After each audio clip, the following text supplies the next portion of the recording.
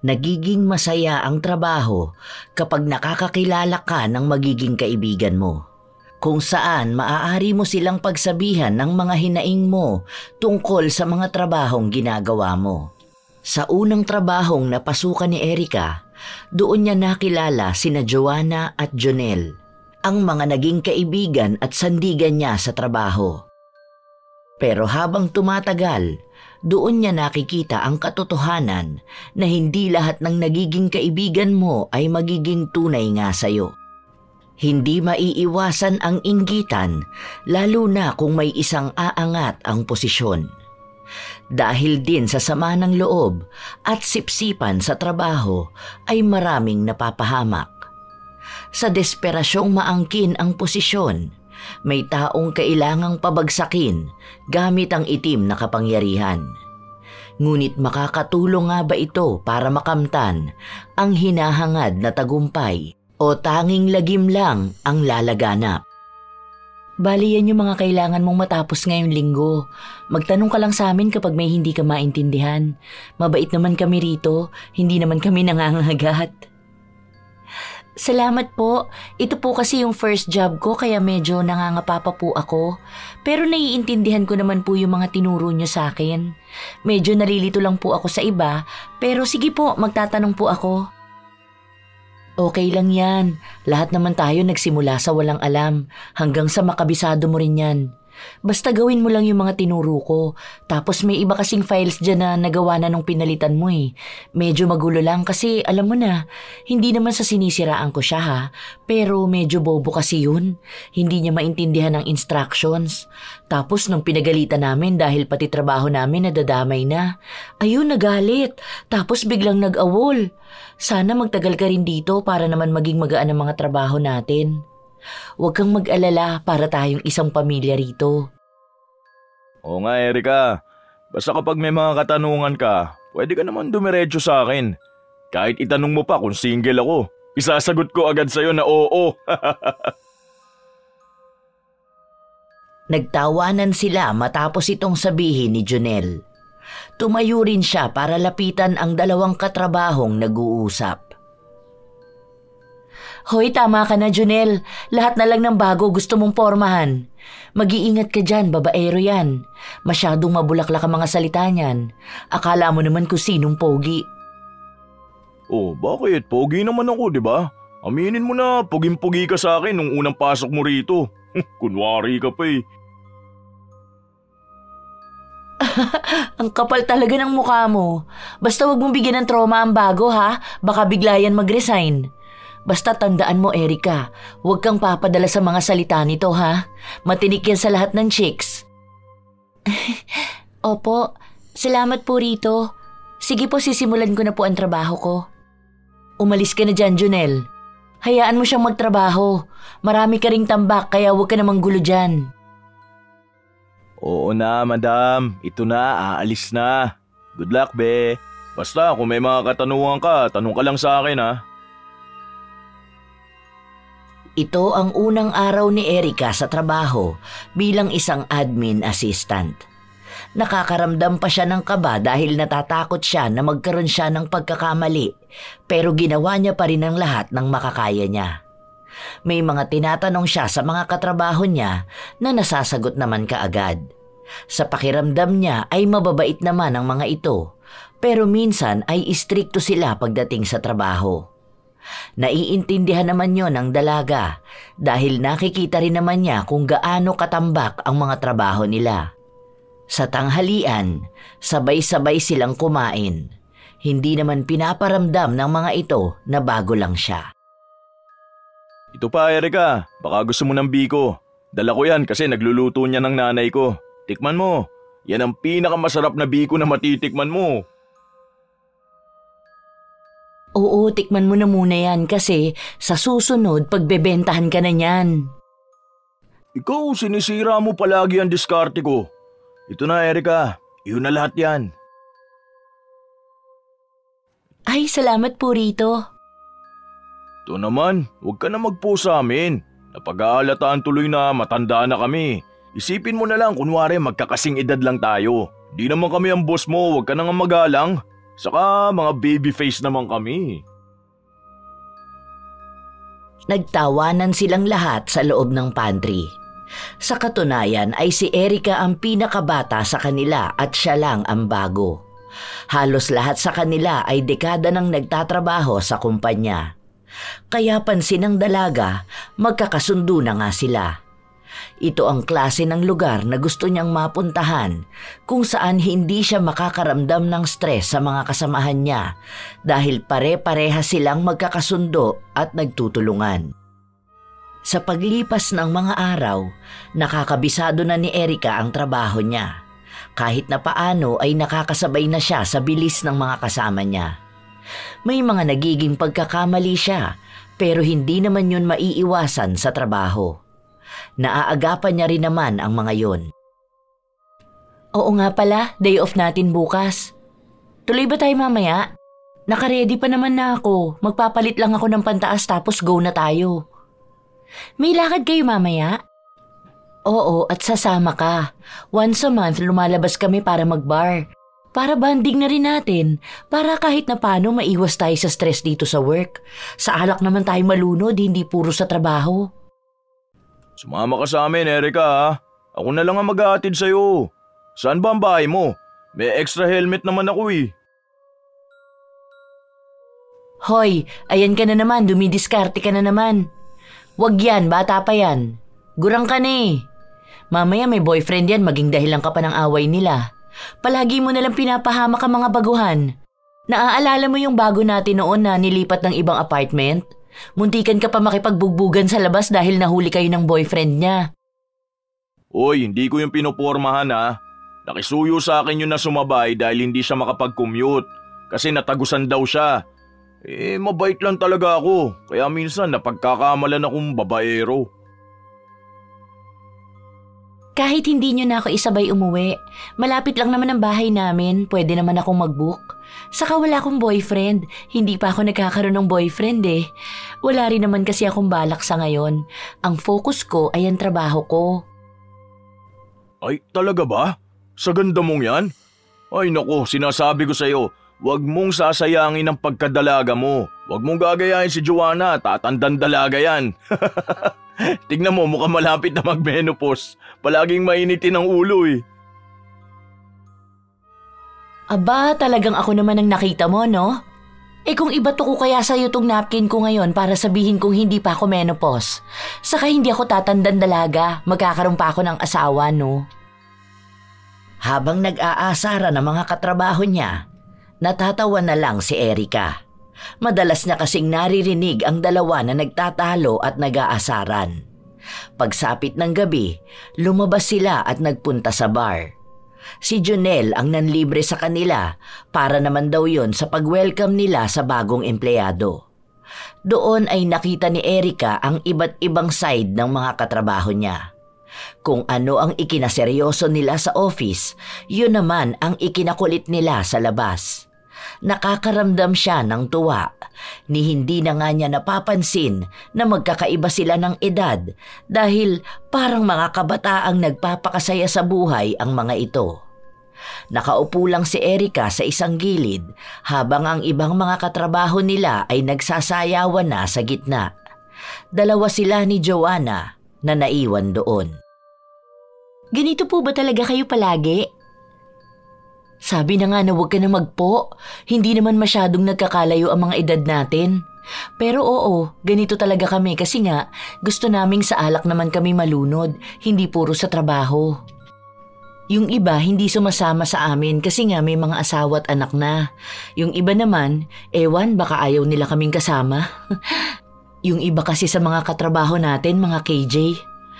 Pero hayaan mo na sila, basta tayo rito magkakaibigan. Oh, eto pa alak. Bakit yan lang ang iniinom mo? Hindi pa naman ubos. Kukuha na lang ako mamaya. Ang saya pala ng ganito, no? Nagkaroon pa ako ng mga kaibigan na makakasama ko sa ganito. Pero totoo ba na wala pa kayong asawa? Pero may anak na kayo. Muntikan ko pa maibugay yung iniinom ko. Oo, wala pa akong asawa at mas lalong wala pa akong anak. Hindi ko pa kasi feel magkaroon ng pamilya. Saka alam mo na, medyo mahirap ang buhay ngayon. Pero sana nga sa mga susunod na taon magpakasal na ako. Sa ngayon kasi wala pa akong boyfriend. Ang akala ko nga nung unang pasok ko, si Jonel ang boyfriend mo. Kasi ang sweet nyo tingnan eh. Tapos binibilang ka pa niya ng pagkain kapag gusto mo. Wala ba kayo something? May asawa na ba yan si Jonel? Tingin mo ba parang may something kami? Sabi nga ng iba akala nila may relasyon kaming dalawa. Kahit noon pa man ganyan na siya sa akin. Ilang taon na kaming magkasama niyan sa trabaho at wala naman niyang asawa. Sa pagkakaalam ko kasi minsan iniimbitahan niya ako sa kanila, lalo kapag birthday ng mga magulang niya. Hala, ayun naman pala. Bakit hindi pa kayo magkalinawan? Mukha namang gusto niyo ang isa't isa. Tingnan mo, kanina pa yan tingin ng tingin dito sa pwesto natin. Parang binabantayan ka. Akala ata may ibang tao na lalapit dito para makuha ang atensyon mo. Hindi naman namin yun napag-uusapan eh. Pero siguro kapag tinanong niya ako. Wala rin kasing nag-push sa amin. Saka ayoko naman na ako ang mangungunang magparamdam. Siyempre, babae pa rin naman ako. Sige, huwag ka mag-alala. Akong bahala. Akong gagawa ng paraan para magkatuluyan kayo. Bagay na bagay pa naman kayo. Nagkwentuhan lang ang dalawa tungkol kay Jonel. Maraming mga sinabi si Joanna na mag-uugnay na meron silang espesyal na pagtitinginan ng binata. Nang matapos ang kasiyahan nila, umuwi na rin sila. Nung una ay si Erica ang inaaya ni Jonel na isakay sa motor niya, pero si Joanna ang pinasakay ng dalaga. Para daw magkalapit palalo ang dalawa. Pag uwi ni Erica, naabutan niya ang lolo niya na nagkakape sa sala. Mano Polo, kakagising niyo lang po ba o matutulog pa lang? Hinintay niyo po ba akong umuwi? Kagigising ko lang. Bakit ngayon ka lang umuwi? Inumaga ka naman yata. Anong oras na ako nakatulog kagabi kakahintay sa'yo? Saan ka ba nagpuntang bata ka? Lumabas po kami ng mga katrabaho ko. Parang pa-welcome daw po nila sa akin. Nagkaroon lang kami ng konting inuman. Ang saya nga po nilang kasama. Day off po kasi namin bukas eh. Tapos nahihiya naman po akong tumanggi kaya sumama na ako. Sigurado ka bang maayos sa katrabaho ba yan? Baka mapadalas ang pag-inom mo pagkasama sila ha? Alam mo naman ayaw kung umiinom ka. Lalo na kapag uuwi ka ng ganitong oras. Ang daming masasamang tao sa labas. Opo, alam ko naman po yun. Saka hindi po to palagi. Ang sabi nila once a month lang naman daw po. Para lang daw po hindi kami ganun ka-stress sa work. Saka mababait po sila. Para nga po magkakasing edad lang kami. Pamilya nga raw po kami sa office. O siya, magpahinga ka na. Ang baho mo. Amoy alak ka. Maliligo muna po ako bago matulog. Sige po, pasok na po ako sa kwarto ko. Medyo pasuray-suray pa sa paglalakad si Erica habang papasok siya sa kanyang kwarto. Dalawa lang sila ng lolo niya na magkasama dahil ito na rin ang nagpalaki sa kanya simula nang iwan siya ng mga magulang niya at bumuo ng kani-kanilang pamilya. Sa paglipas ng mga linggo, doon na mas nararamdaman ni Erica ang hirap ng trabaho. Nagpatong-patong na ang mga kailangan niyang tapusin. Paminsan-minsan pa ay napapagalitan na siya ng mga nakatataas sa kanya. Pinipilit niya namang tatagan pa ang loob dahil gusto niya ang trabaho niya. Bakit ka naman nakasimangot, Erica? Ang aga-aga pa. O ito, magkape ka nga muna. Nakabusangot ka na agad dyan eh. Gusto mo ba ng donut? Ibibili kita sa baba. Hindi na, wag na. Salamat din dito sa kape. Nahihirapan kasi ako dito sa mga pinapaasikaso sa akin na files.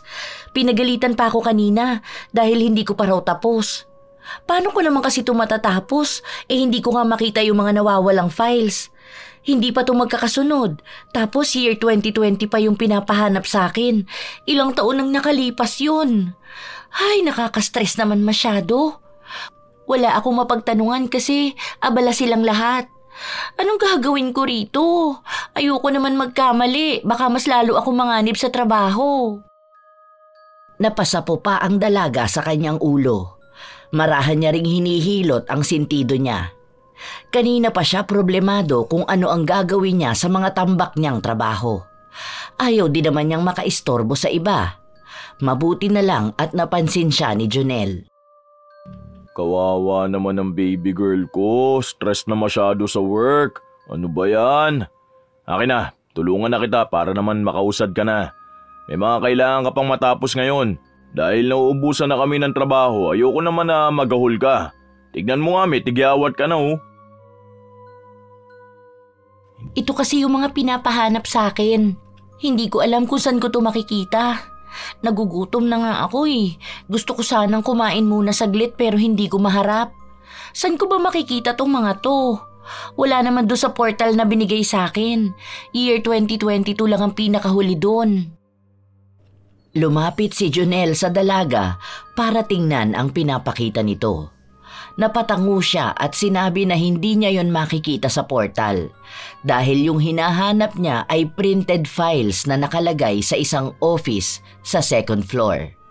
Sinamahan naman ni Jonel ang dalaga para hanapin yon.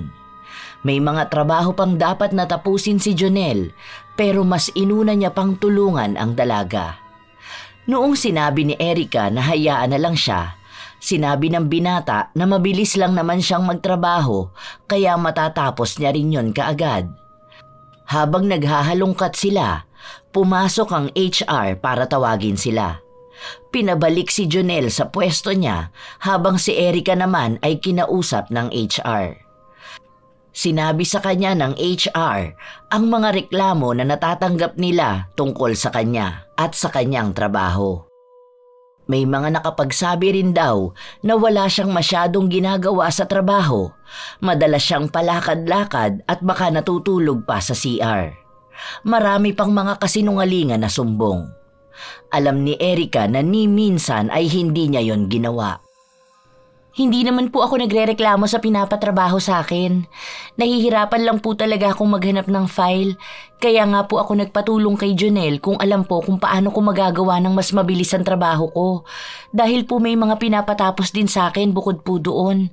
Saka yung madalas pong tumayo sa upuan ko at maglakad-lakad, ni hindi nga po ako makakuha ng tubig para makainom dahil focus na focus po ako sa tinatrabaho ko. Hindi rin ako makapag-CR kaya bakit po ako magtatagal doon para matulog? Kahit po itanong niyo sa mga katabi ko, alam po nila yun. Ipinagtanggol ni Erica ang sarili niya laban sa mga paratang sa kanya na hindi niya alam kung kanino nanggaling. Iilan lang naman silang nasa office na nakarinig ng reklamo niya at ang paghingi niya ng tulong sa katrabaho. Alam niya na iisa lang sa mga kasamahan niya ang nagsusumbong ng mali tungkol sa kanya. Hindi niya rin alam kung ano ang motibo nito. May nasabi rin sa kanya ang HR na bawal ang relasyon ng dalawang empleyado sa loob ng kumpanya nila. Sa oras na mahuli siyang nakikipagrelasyon sa katrabaho niya, tiyak ay masisisante siya. Kaya yun ang ipinagtataka ng dalaga dahil wala naman siyang karelasyon sa loob ng office nila. Sa paglipas ng mga araw, nakakaramdam ng bigat sa katawan si Erica. Patong-patong na ang trabahong pinapagawa sa kanya. Minsan kahit hindi naman niya trabaho ay siya na ang humahawak. Hindi naman niya magawang magreklamo dahil bago lang naman siya at kapag nakapagsalita siya ay baka may makarating na naman sa HR. Hindi ka pa ba sasabay sa amin kumain, Erica? Mamaya mo na kaya gawin yan. Baka bigla ka na lang mahimatay dyan, ha? Hindi na muna ako kakain. Kailangan ko pang tapusin to dahil baka mapagalitan na naman ako. Sige na, kumain na muna kayo. Try ko na lang saglitin kumain mamaya kapag nakaluwag-luwag na ako sa oras. Di na yan, mamaya na yan. Kumain na muna tayo. Tutulungan na lang kitang matapos yung iba mamaya. Di mo naman kasi trabaho yan eh. Bakit ikaw ang sumasalo niyan? Yang binibigay sa yung trabaho, daig pang pantatlong empleyado. Hindi sila mag-hire ng bago para hindi ka matambakan ng ganyan. Pati pagkain mo, napapabayaan mo na. Kapag break time. Wala naman silang pakialam sa'yo kapag nagkasakit ka eh. Tara na. Noong una ay tumanggi pa si Erica sa pag-aya sa kanya. Pero sa huli ay napilit pa rin siya ni Jonel. Nagmamadaling kumain si Erica dahil nawawalan siya ng gana sa tuwing iniisip niya na ang dami niyang tambak na trabaho. Katulad ng sinabi ng binata, tinulungan siya nitong matapos ang iba niyang trabaho. Kaya malaki ang pasalamat niya kay Jonel. Ilang araw pa nang sumapit ang Lunes, nagkaroon sila ng meeting. Wala mang direktang pangalan na sinabi, pero pakiramdam ni Erica ay siya ang pinagsasabihan ng manager nila noong sabihin nito na kung hindi nila kaya ang pinapatrabaho at panay reklamo, dapat ay mag-resign na sila. Huwag din daw iasa sa tulong ng ibang katrabaho nila ang dapat sila ang gumagawa. Siya lang naman ang naaalala niya na nagpatulong kay Jonel sa mga tambak niyang trabaho. Sa mga sumunod na araw, puro na lang sakit ng ulo sa tambak na trabaho at halos araw-araw na parinig sa kanya sa meeting ang bitbit ni Erica. Halos sumabog na ang ulo niya sa sobrang sakit. Ayos ka lang ba, Erica? Hindi nga eh. Ang sakit na ng ulo ko. Hindi ko na alam ang gagawin ko. Bakit ba palagi na lang akong pinapagalitan? Ginagawa ko naman ang best ko at bago lang naman ako. Siguro naman ayos lang ng mga paa ko, diba? Nahihirapan na ako sa ginagawa kong trabaho tapos may mga pagbibintang pa sa akin na hindi naman totoo. Hindi na nga ako kumakain sa break time tapos sinasabi na chill-chill lang daw ako rito. Kota na ako sa pagpapatawag ng HR dahil dun. Hayaan mo na, kasama talaga sa trabaho natin ang pressure. Alam ko naman na kapag nakaya mo yan, magiging madali na lang yan sa'yo. Huwag ka lang susuko. Parte talaga ng buhay natin yan. Pabayaan mo na rin ang mga toxic na katrabaho natin. Mga walang magawa sa buhay ang mga yon, kaya ganyan sila sa'yo. Salamat eh. Medyo nabibigla lang kasi ako sa mga nangyayari. Hindi ko pa alam ang iba rito. Pero kapag nagtatanong naman sa kanila, hindi naman nila ako sinasagot. Tapos kapag nagtuturo sila, ang bilis nila magsalita. Tapos gusto nila masundan ko na kaagad. Naiiyak na ako. Ano ba yan? Halika nga rito. Ano ba yung kailangan mong malaman? Tingnan ko, baka sakaling alam ko yan. Kanino ba yung files? Kay Ma'am Castro ba to? Dun sa marketing department? Oo te, kasi may mga pinapa-input siya sa akin na galing sa portal pero hindi ko naman alam kung paano gawin. Nahihirapan pa ako sa mga keywords na gamit nila. Malayo kasi to sa work natin eh. Bakit hawak mo pati inventory at marketing? Dapat dito lang sa atin ang ginagawa mo. Akin na, try mong ganito ang gawin ha.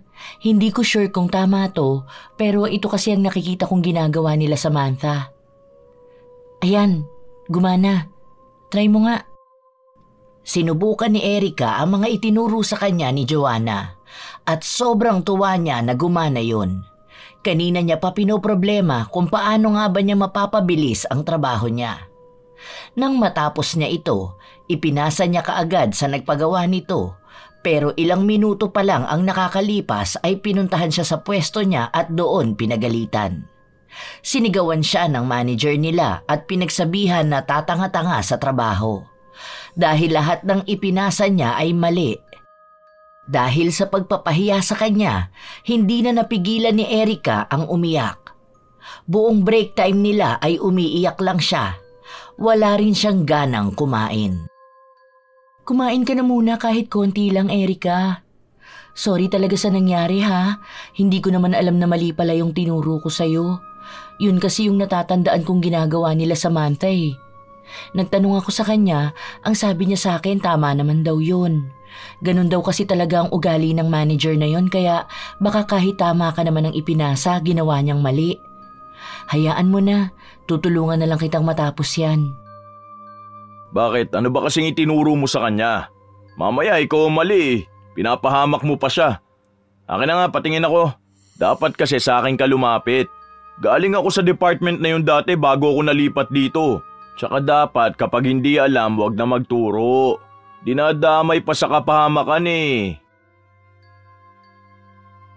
Bakit ngayon parang ako na ang mali? Tumutulong lang naman ako.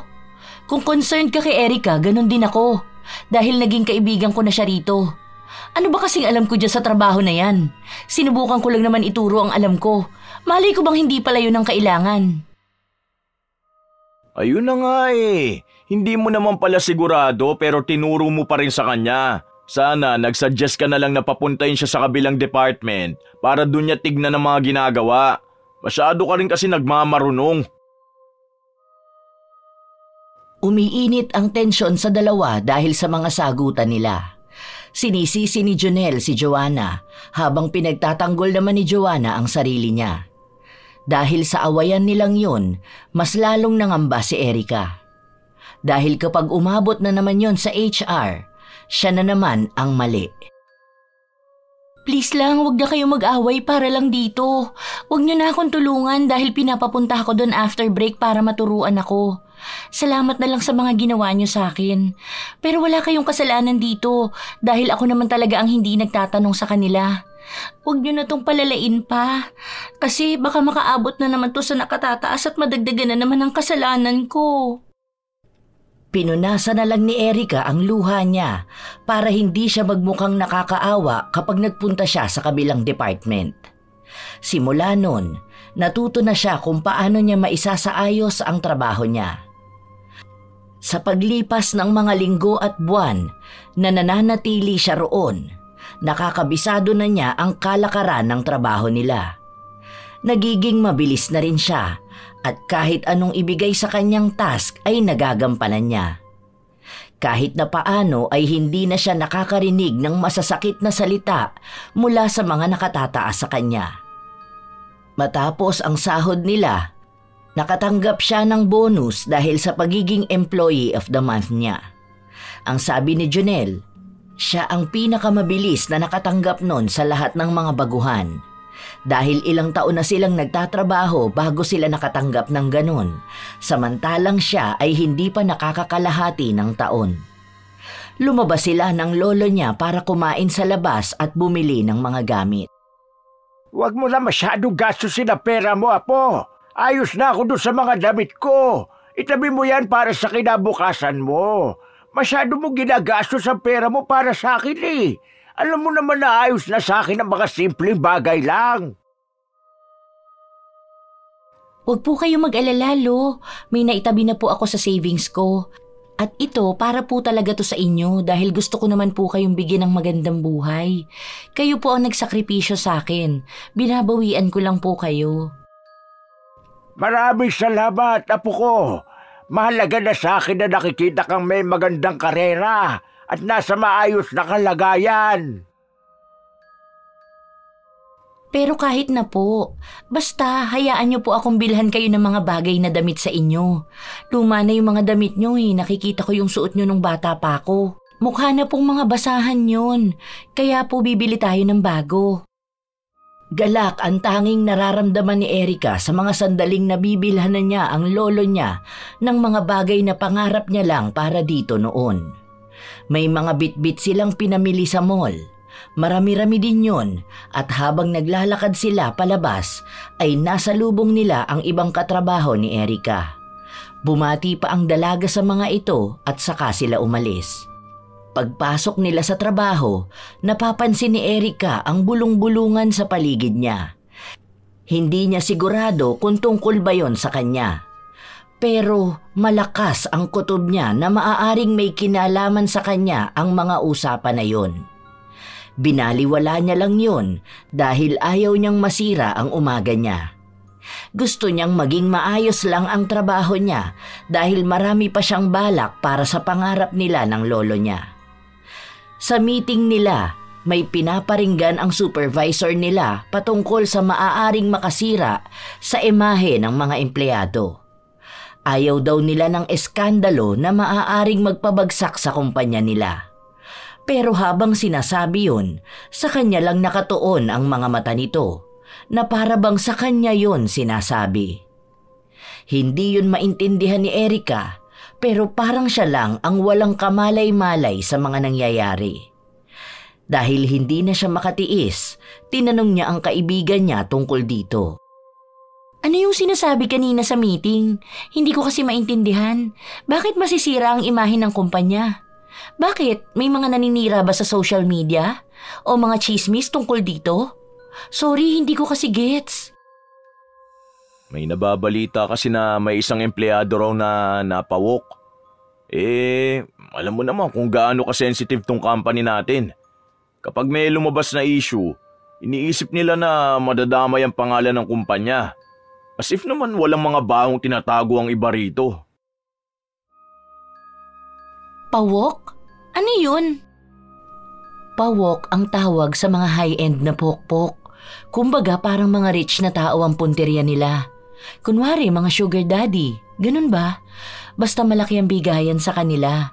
Kadalasan mga professional na tao ang gumagawa nun. Last time may nabalitaan ako pero sa ibang kumpanya yun. Manager na pawok. Mas malaki raw kasi ang sahod niya doon kesa doon sa totoo niyang trabaho. Kaya ayun, meron daw rito. Pero feeling ko hindi naman maiiwasan yun. Sa iba nga libre lang basta kating-kati sila. Kaso parang malaking issue dito sa company natin. O ano namang kinalaman natin doon? I mean, meron pa walk dito sa office natin? Dito sa department natin talaga mismo? Di ba iilan lang naman tayo rito? Yung iba dito may mga asawa na. Mukha namang matitino mga babae dito sa office. Yun ang sabi. Sa katunayan, nakuha ko nga ang chismis nung nasa CR ako. At huwag kang mabibigla ha. Pero ikaw raw yun Hindi ko alam kung sino yung mga nagsasalita. Nasa loob kasi ako ng cubicle. Pero binanggit nila yung pangalan mo. Ikaw lang naman ang Erica sa department natin. Ha? Ako raw? Teka. Paano naging ako? Hindi nga ako lumalabas kasama ang ibang lalaki. Hindi pa ako nagkakaroon ng nobyo kahit na isang beses. Yun na nga ang hindi ko alam. Saka may mali rin Sana kinausap ka na lang muna nila bago sila nagdadakdak sa harapan ng maraming tao. Wala man silang pangalan na binitawan pero malaking epekto pa rin yun para pag-usapan. Ewan ko ba? Naiinis nga ako. Oh, talagang si Erica pa ang pinagbintangan nila? Ang kapal ng mukha naman ngayon Sino yung mga yun? Sinong naninira dito kay Erica? Paulit-ulit nyo siya sinisiraan Ano, mga inggitera na ba kayo? Malaman ko lang talaga kung sinong naninira sa kanya, sasabog yung uso nyo. Huwag lang tayong magpapang-abot sa labas dahil magkakaalaman talaga tayo. Hindi nagsalita si Erica dahil doon niya napagtanto na kaya pala nagbubulungan ng mga tao kapag dumadaan siya ay tungkol pala sa kanya ang usapan. Hindi siya nakapagtrabaho ng maayos kakaisip sa mga balitang natanggap niya. Naging tahimik din siya kahit napilit siyang pinapatawa ni Jonel. Ang naaalala lang ni Erica ay lumabas sila ng lolo niya. Tapos inisipan na kaagad siya ng masama ng mga taong nakakita sa kanya. Ni hindi man lang hiningi ang paliwanag niya ukol doon. Mas inuna pang husgahan ang pagkatao niya kaysa alamin ang katotohanan. Naging malaki ang epekto nito sa trabaho niya. Dahil sa araw-araw na pumapasok siya, palagi siyang pinaparinggan ng mga tao. Para bang walang handang makinig sa kanya at alamin ang buong katotohanan. Uy, tahimik ka na naman dyan. Huwag mong pagpapapansinin ng mga maritas na yan. Basta kami, alam namin ang totoo. Mga malisyoso yung mga yan Kasi hahanap at hahanap lang sila ng ikasisira mo. Paano ba naman? Ikaw ang pinakamagaling dito sa trabaho. Hindi mo maiiwasan na may taong maiinggit sa naabot mo ngayon. Mas mabuti pa na sumama ka sa amin mamaya. Lalabas tayo, di ba? Huwag ka magpaka-stress sa kanila. Hindi sila ang bumubuhay sa'yo. Mas ikakatuwa pa nila kapag nakikita nilang apektado ka. Show them na unbothered ka.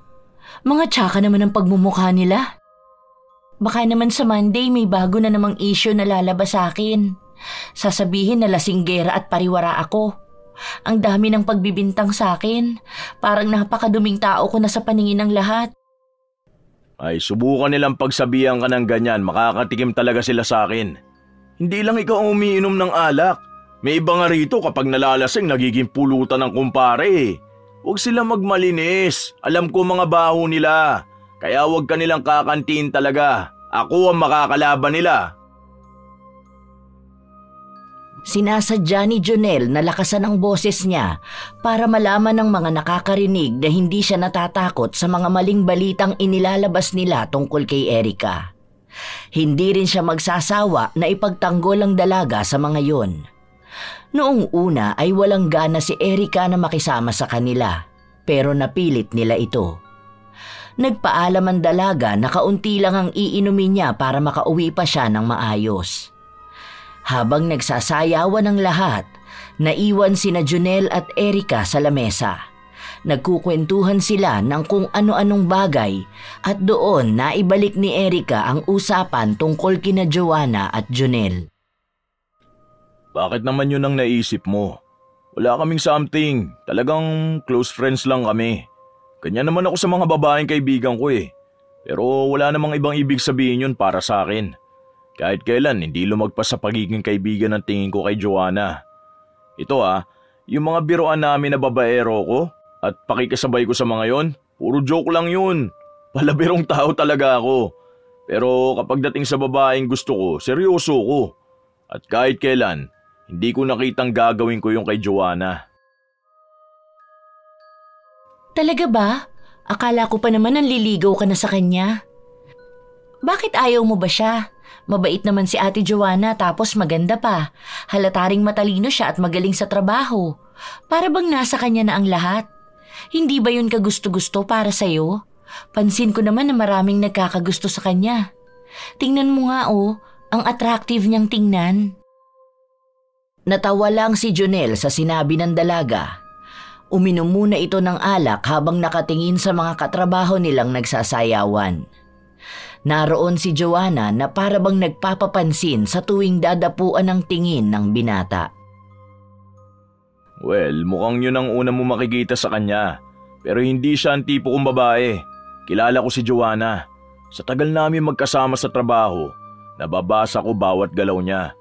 At hindi siya ang babaeng hahangarin ko makasama. Totoo naman na attractive siya. Pansin ko naman yun dahil maraming lumalapit sa kanya para makipagkilala. Sosyalin din manamit at magsalita. Pero di ko pa rin talaga siya magustuhan eh. Sa katunayan, ikaw ang gusto ko, Erica. Kung mabibigyan mo lang sana ako ng chance na ligawan ka at patunayan sa'yo kung gaano ba ako kaseryoso sa'yo. Ha?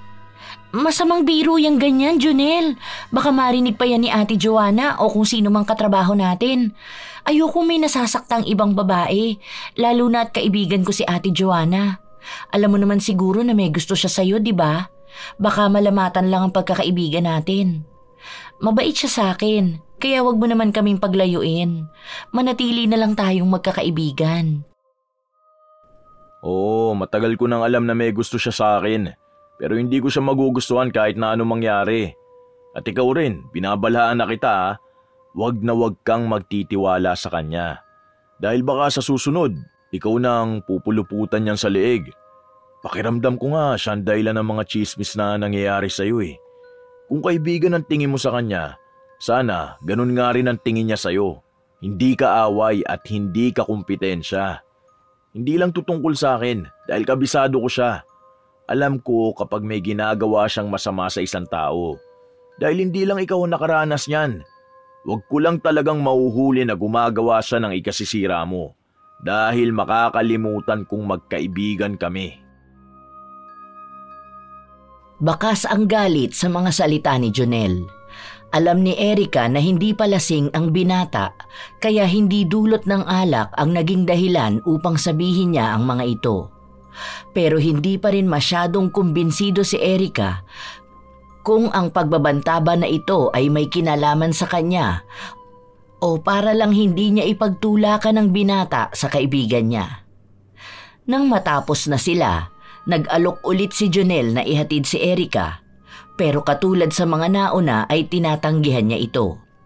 Sinabi ni Erica na si Joanna na lang ang ihatid niya, pero si Jonel ang umayaw.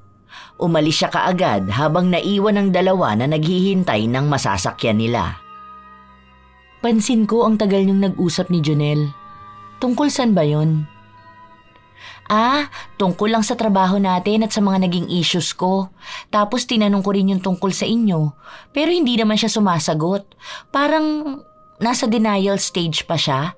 Baka nahihiya pa siya sa'yo. Ano na bang status niyo? Pasensya ka na, hindi kita masyadong matulungan sa kanya. Masyado kasing maraming nangyari sa akin itong mga nakaraang araw. Wala naman, katulad pa rin ng dati. Hayaan mo na, hindi mo na ako kailangan tulungan sa kanya. Gumagawa naman na siya ng paraan. Bawal kasi sa office ang magkarelasyon, kaya baka hindi rin niya maamin sa akin. Pero may isa lang sana akong ipapakiusap sa'yo. Pwede bang iwasan mo na si Junel? Alam ko naman na magkaibigan kayo. Pero di ba, alam mo naman ang girl code? Hindi naman siguro natin pag-aawayan ng iisang lalaki, di ba? Parang ang pangit naman tingnan na aagawin mo ang gusto ng kaibigan mo. Oo naman. Siyempre hindi ko naman gawain yung ganun. Kayo nga ang pinupush ko eh. Saka hindi si Junel ang type ko, no? Huwag ka mag-alala dahil katrabaho lang ang tingin ko sa kanya. Lumalamig ang simoy ng hangin, pero mas malamig ang pakikitungo sa kanya ni Joanna. Alam ni Erica na may gusto sa kanya si Junel, pero hindi niya nais na masira ang relasyon nila ng kaibigan niya para lang sa isang lalaki. Kaya kahit na si Junel ang isa sa mga tinuturing niyang kaibigan, pipilitin niyang iwasan ito, wag lang siyang makasakit ng damdamin ng iba. Hanggang sa makauwi sila, ito ang iniisip ni Erica. Minsan pa ay naabutan siya ng kanyang lolo na nakatulala sa labas ng bahay. Anong tinatanaw mo dyan sa malayo? May nakikita ka bang hindi ko nakikita? Lo, andyan po pala kayo. Kanina pa nga ako narito eh. Ano ba yung iniisip mo? Bakit parang ang lalim naman masyado? Wala naman po, Lo. Tungkol lang po sa trabaho ko. Medyo na-stress lang po kasi ako. Ang sakit nila sa ulo, parang palagi akong may entry pagdating sa kaguluhan. Tapos idagdag pa po yung manliligaw ko na gusto ng kaibigan ko. Hay! Kung tingin mo na hindi ka na masaya sa trabaho mo, mas maganda siguro na maghanap ka na lang na iba. Alam mo, hindi naman talaga lahat ng klase ng trabaho kailangan mong pagtiyagaan. Oo, mahirap pagdating sa pera. Pero ikaw na mismo ang apektado ng problema. Mas magandang humanap ka ng trabaho na para sa'yo talaga. At yung manliligaw mo na yan, sigurado ka bang seryoso yan sa'yo? At ang kaibigan mong tinuturing, gaano ka nakakasiguro na kaibigan talaga yan? Gusto ko po ang trabaho ko, pero para kasing ang toxic na sa office. Ang daming parinigan, ang daming nakikialam ng personal kong buhay, na dapat hindi po ba labas na yun sa usapang trabaho. Hindi naman mahirap ang trabaho ko dahil naaaral ko naman. Kaso po, sa tuwing papasok ako sa office, parang ang bigat-bigat ng pakiramdam ko. Pagod na kaagad ako. Gusto ko naman ilaban pa kasi sa totoo lang ngayon lang po ako nagkaroon talaga ng kaibigan na kagaya ni Ate Joanna. Kaso nalalamatan yon dahil sa panliligaw sa akin ang gusto niya. Timbangin mong maigi kung ano ba mas mahalaga para sa'yo. Kung ang trabaho mo o ang sarili mo. Ang pagkakaibigan ba na yun ay tunay o nababalot lang yun ng pagkukunwari? Ilang taon na ang nakahalubilo ko sa pagtanda ko. Hindi lahat ng kaibigan na nakilala natin sa umpisa, talagang kaibigan. Paminsan may mga kaaway tayong nagpapanggap na kaibigan para malaman kung ano ang pwedeng sirain sa atin. Sa mga naging payo sa kanya ng kanyang lolo, doon lang tila nagkaroon ng kaliwanagan sa utak ni Erica. Ayaw man niyang pagdudahan ang kaibigan niya, pero baka nga may nakatagong hinanakit ito sa kanya. Sa paglipas ng mga araw, nakakaramdam ng kakaiba si Erica tungkol sa kung paano makitungo sa kanya si Joanna. Minsan ay hindi siya nito pinapansin. Minsan naman ay dikit na dikit ito sa kanya at maraming tinatanong tungkol sa buhay niya. Habang si Junel naman ay walang nagbabago sa pakikitungo sa kanya. Nagugulo lalo ang trabaho ng dalaga dahil sa samut-saring kaganapan sa office nila. Isang beses ay pinatawag siya ng supervisor nila para kausapin. Hello po, ma'am. Magandang araw po. Pinapatawag niyo raw po ako? May nagawa po ba akong mali sa trabaho ko? Sa totoo lang ay nakakaramdam ng kaba sa dibdib ang dalaga.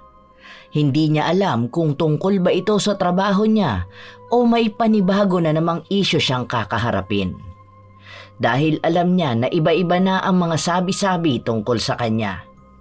Pero wala sa mga yon ang sinabi sa kanya ng supervisor niya. Magandang balita ito tungkol sa trabaho niya. Dahil nakikita raw ng boss ang maganda niyang performance, maaari daw tumaas ang posisyon niya sa trabaho. Labis ang tuwang nararamdaman ng dalaga.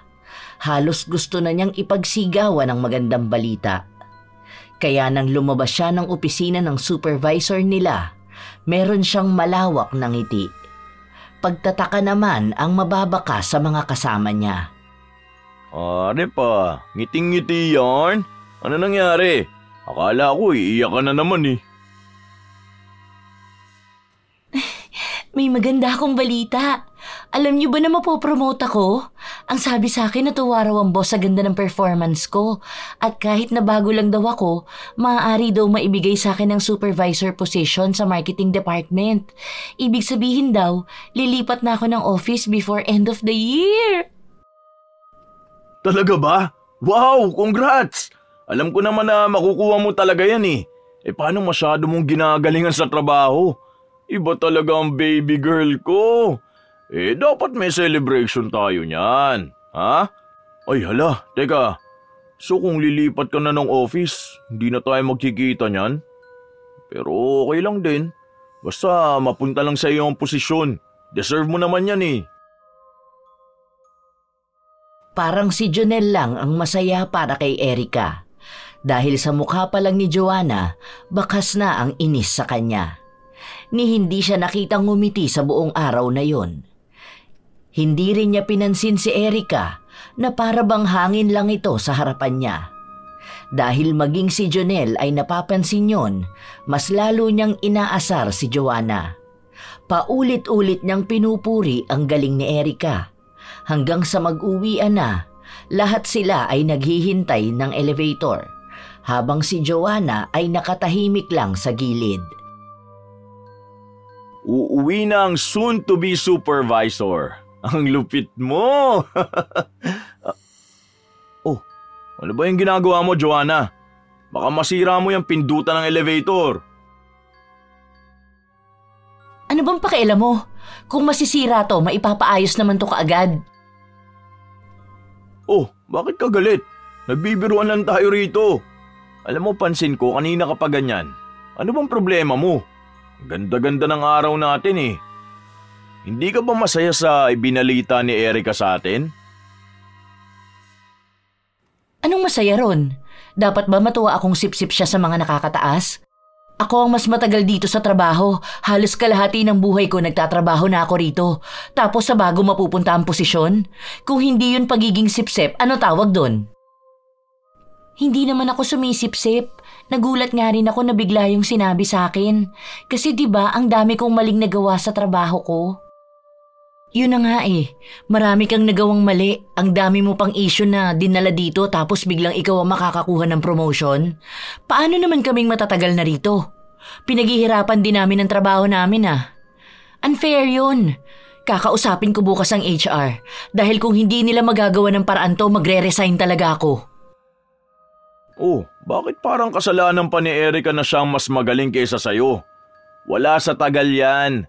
Nasa performance. Ano kung mas matagal ka pero mas makupat ka pa sa baguhan? Ang dami mong maling ipinapasang report kaya bumababa ang performance ng team natin hanggang sa dumating si Erica. Tapos magrereklamo ka? Kung pagalingan lang naman ang usapan, baka nasa hulihan ka. Huwag mo idadahilan ng pagre-resign mo.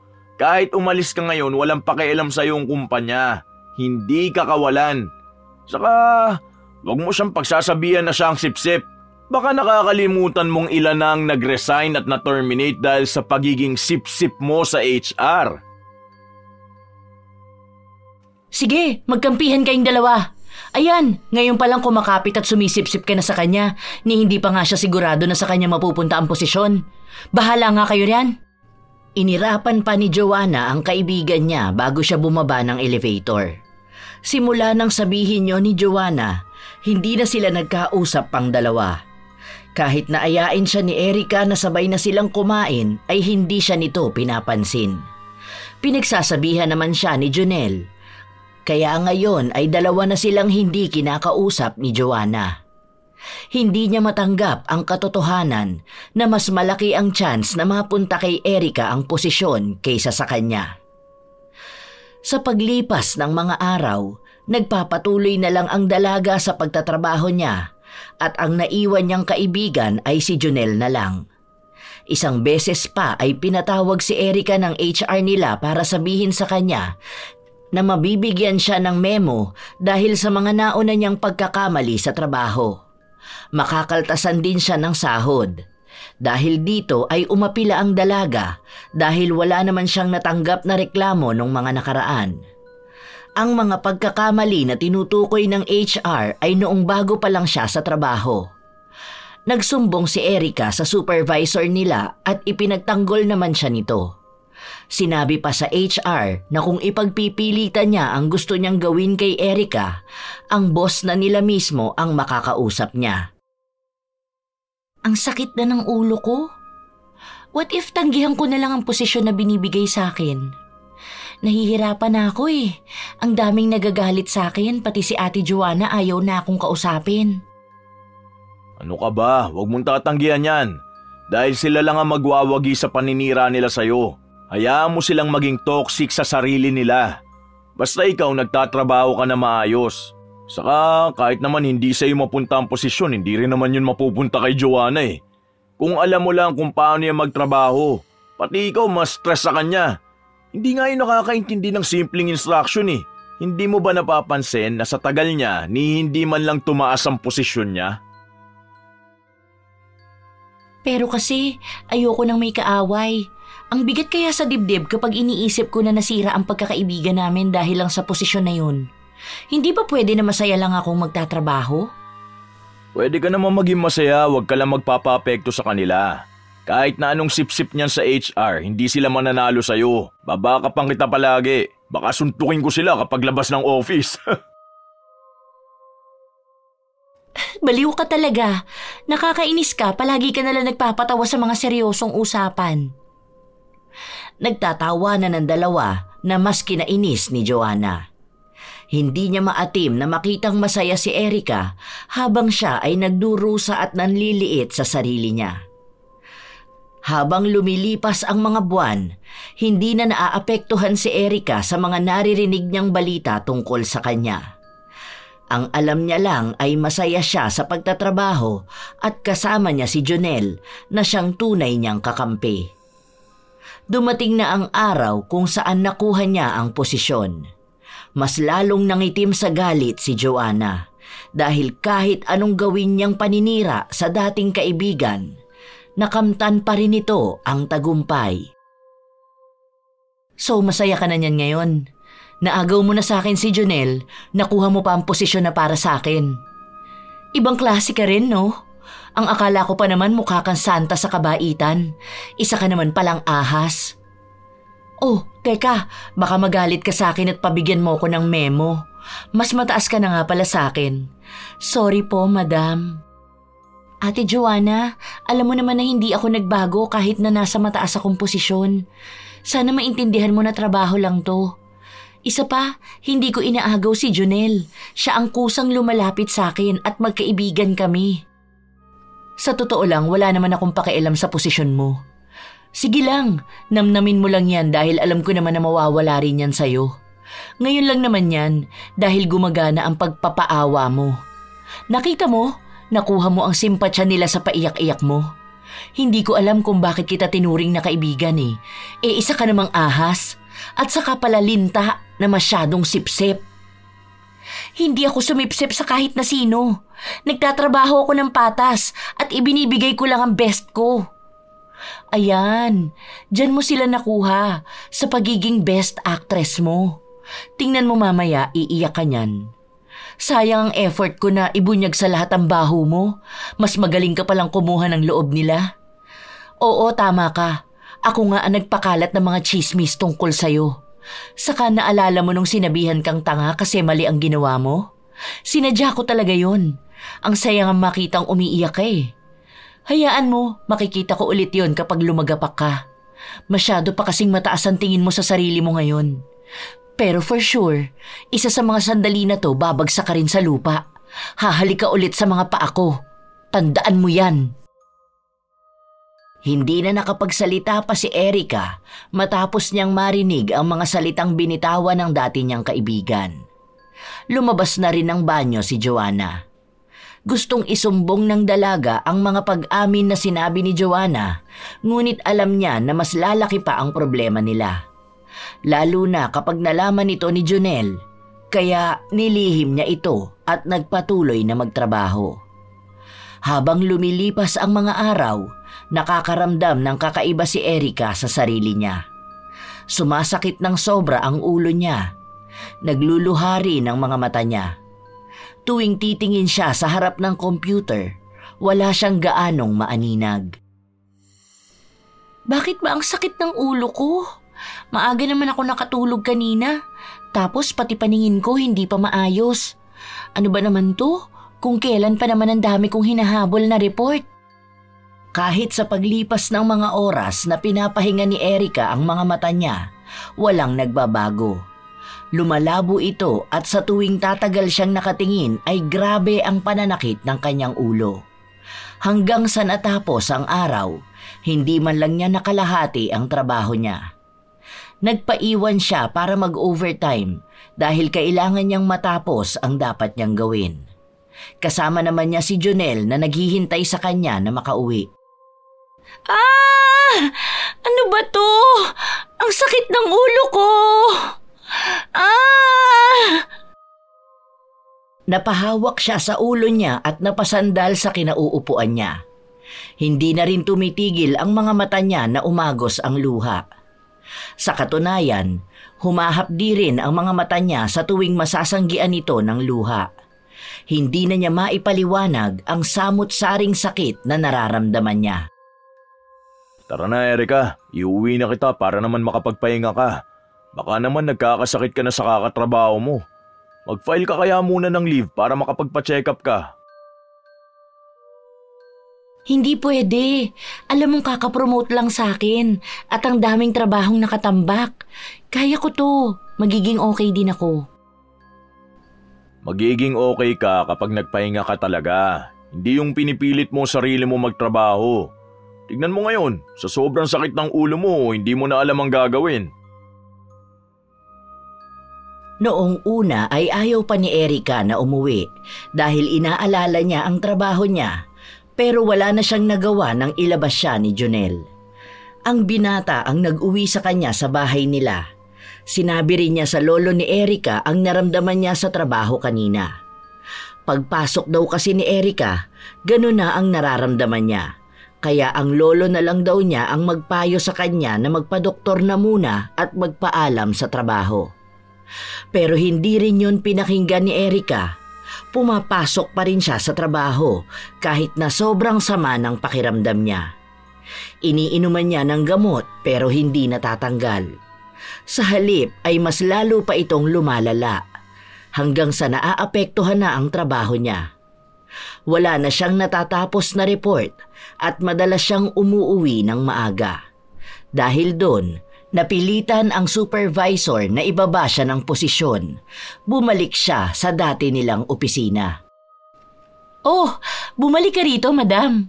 Ano nangyayari? Ayan na nga bang sinasabi ko kapag masyadong naggagaling-galingan sa trabaho eh.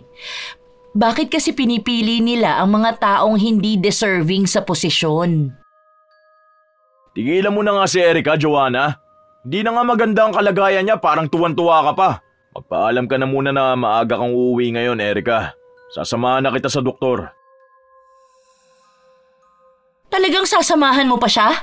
Ay, ibang klase ang pagiging espesyal ng babae na yan para sa'yo. Oo, matagal na siyang espesyal sa akin, hindi kagaya mo. Kaya pwede ba tigilan mo na siya? Kung gusto mo, ayun, sa'yo na ang posisyon na binitiwan niya. Mukhang yun naman talagang habol mo matagal na eh. Hindi mo lang makuha dahil hindi mo deserve. Tama na yan, Junel. Huwag na kayong mag-away. Sakit ng ulo ko. Hindi napigilan ni Erica na lumuhod sa sobrang sakit na nararamdaman niya. Nakahawak siya sa ulo niya at minsan ay hinahampas ito para lang matigil ang sakit na nararamdaman. Pero wala itong naging epekto. Hindi na rin tumatalab sa kanya ang anumang gamot. Nang makapunta sila ng ospital, sinabi ng doktor na wala silang makitang problema kay Erica.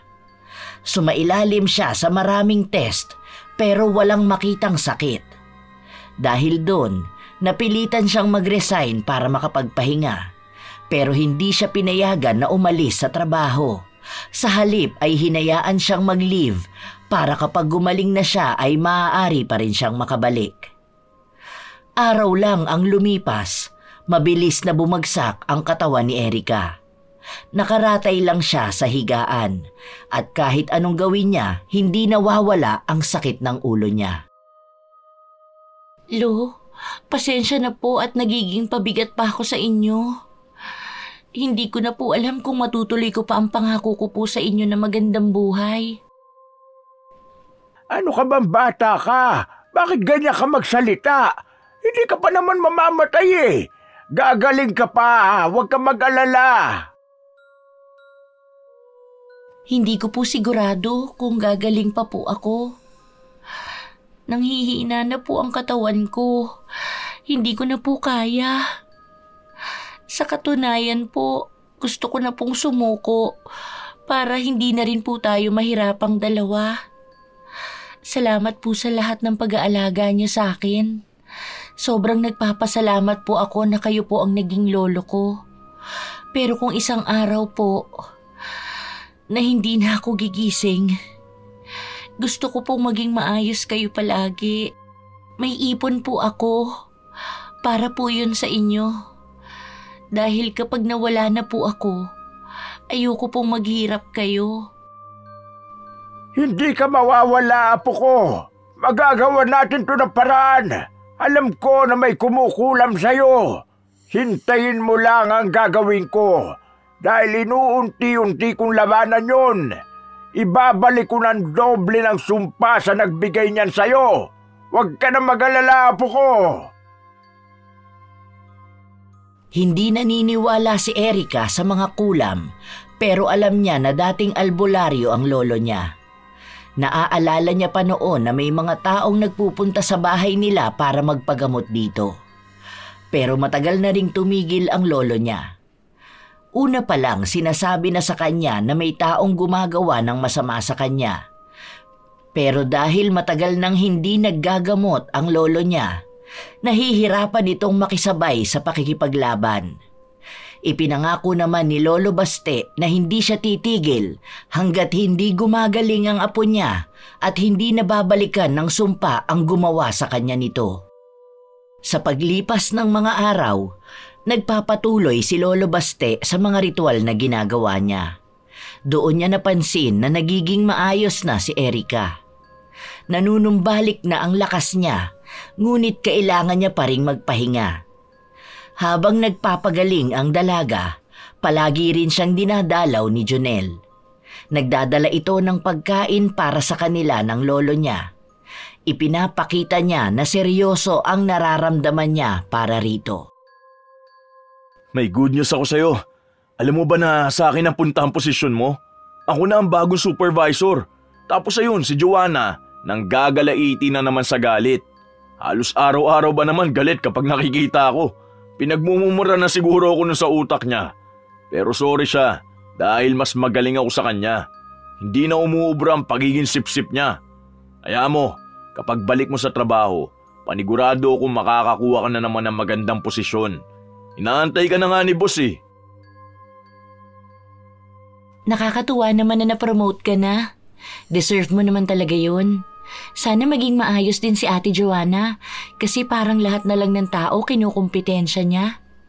Hindi ko alam kung kailan ako babalik. Ang alam ko lang, nagiging maayos na ang pakiramdam ko. Ang galing, no?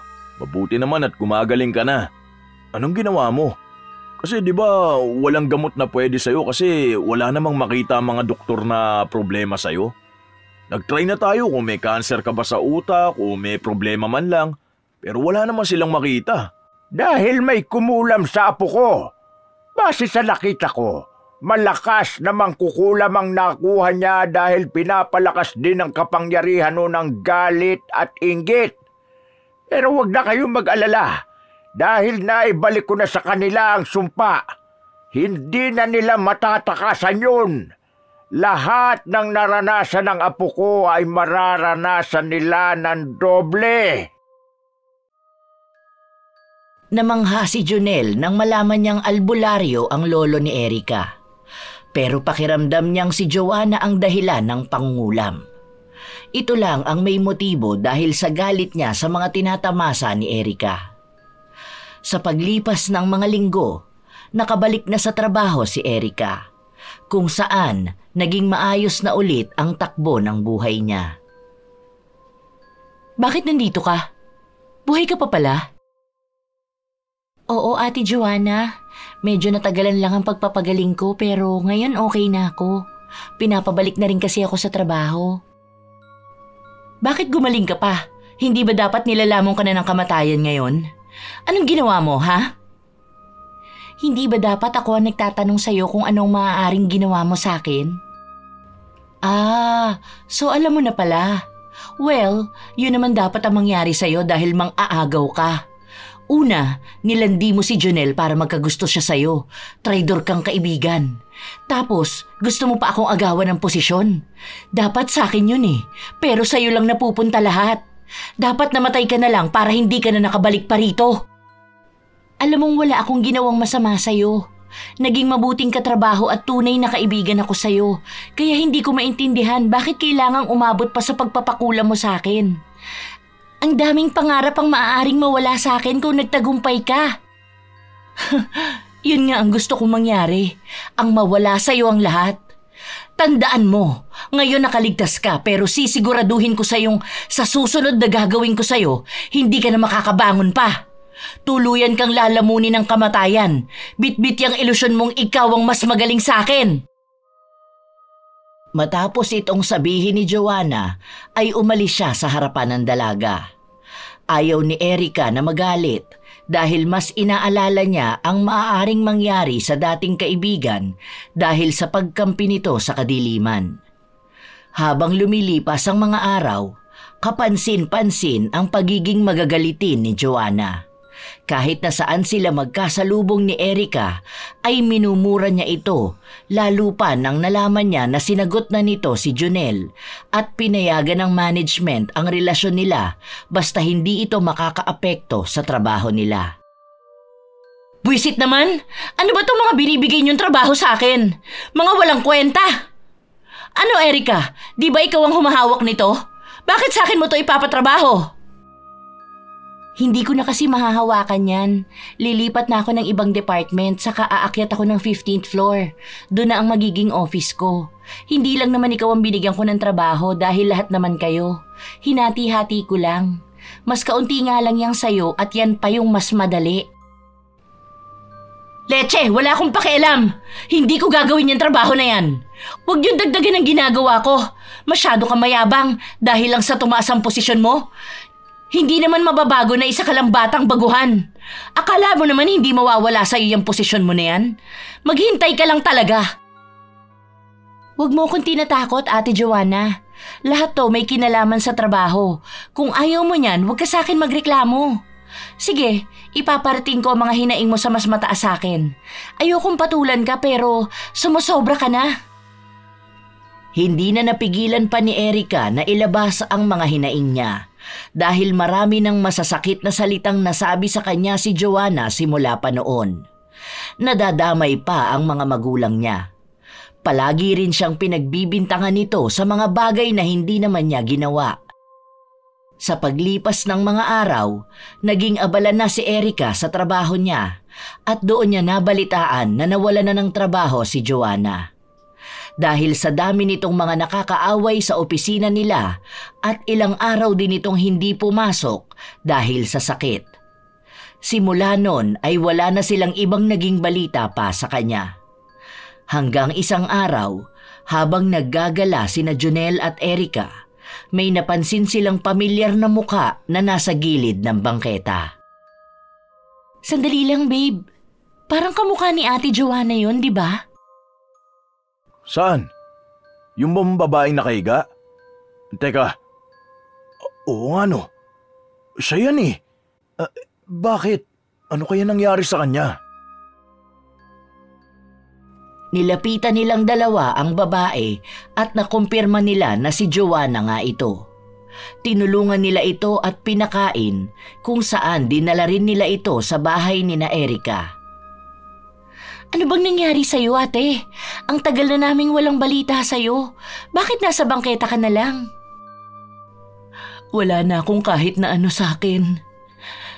Simula nang magkasakit ako, naubos na ang pera ko.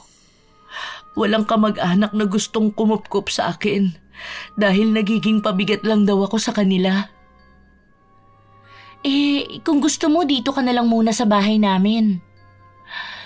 Wag na, salamat na lang. Nakakahiya naman dahil sa dami ng mga kasalanang nagawa ko sa'yo noon. Maraming salamat nga pala sa mga naitulong niyo sa akin ngayon. Sa katunayan, kayo lang ang nakatulong sa akin. Ako pa na maraming naging atraso sa inyo.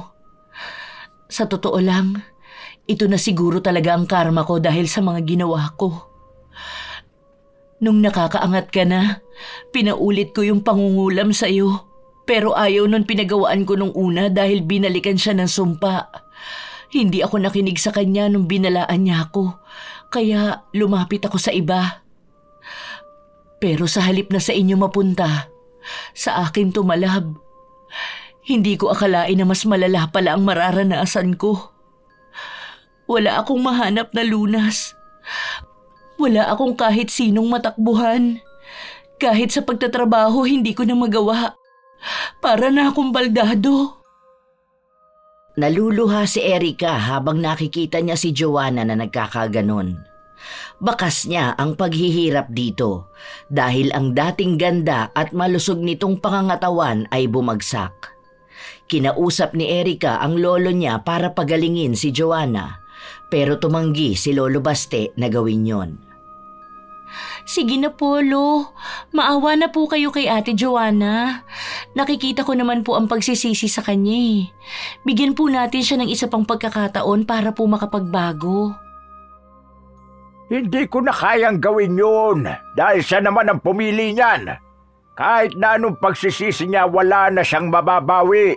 Dahil alam na niya yan simula pa nung una. Pumayag siya sa kasunduan noong nagpakulam siya. Alam niya na kapag bumalik sa kanya ang sumpa, wala na itong lunas pa. Opo, alam ko na yun nung una pa lang. Pumayag ako dahil hindi ko inakala na babalik talaga sa akin. Yun ang pagkakamali ko. At kahit na magsisi pa ako, wala na akong pagkakataon pa na makalaya rito. Kaya maraming salamat pa rin sa inyo, Erica. Dahil kahit na naging masama ako sa'yo, hindi nagbago ang pagiging mabuti mo. Gusto ko lang talagang humingi ng tawad sa'yo bago ko umalis at magpakalayo-layo. Para kahit dito wala akong bitbit na mabigat sa puso ko. Alam ko na mahirap akong mapatawad. Pero sana, bigyan mo ng puwang ang puso mo. Huwag ka nang mag-alala, Ate Joanna. Hindi ako nagtanim ng galit sa'yo. Pasensya ka na rin dahil wala akong magawa para mapagaling ka. Pero sana makatulong pa rin ako sa mga pangangailangan mo. Dahil kahit na paano, naging magkaibigan din naman tayo. Pinapatawad na kita at ang hiling ko lang sana ay maging malaking aral na sa'yo ang mga nangyaring ito. Mahigpit na yakap ang ibinahagi ni Erica sa dating kaibigan. Nakakaramdam siya ng awa kaya nag-alok siya ng tulong pinansyal dito pero tumanggi na si Joanna. Gusto niyang magpakalayo-layo sa lahat. Ang mahalaga lang daw para sa kanya ay ang narinig niyang pinatawad na siya ni Erica. Alam niya na hindi lang si Erica ang nagawa niya ng masama dahil ilang mga pangarap na rin ang nasira niya dahil lang sa inggit. Ngayon na sa kanya na ang nawala, lubos niyang nauunawaan ang hirap. Naging malaking aral ito sa kanilang lahat na kailanman hindi mananaig ang inggit at pagiging traidor. Hahain din sa kanila ang karma at kapag dumating yon, wala na silang magiging takas. Matapos ang kanilang naging usapan, hindi na nila nakita pang muli si Joanna. Nawalan sila ng balita kung ano na nga ba ang kalagayan nito, habang sina Jonel at Erica ay namuhay ng masaya at payapa.